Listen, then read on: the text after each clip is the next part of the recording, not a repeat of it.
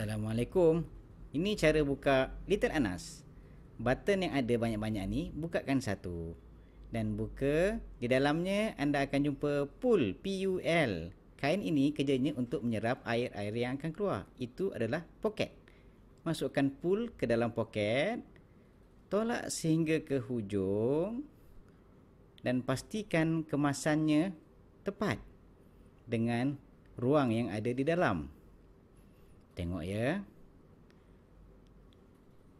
Setelah itu, masukkan baby ke dalam Little Anas dan selaraskan saiz baby. Ini ada butang-butang. Ikut saiz kaki masing-masing. Ada yang kecil, ada yang besar. Ini saya buat contoh yang kecil. Bagi yang kecil-kecil, okey, kita buat macam ni. Kecilkan butang-butang itu. Nampak? Senang saja. Dah siap.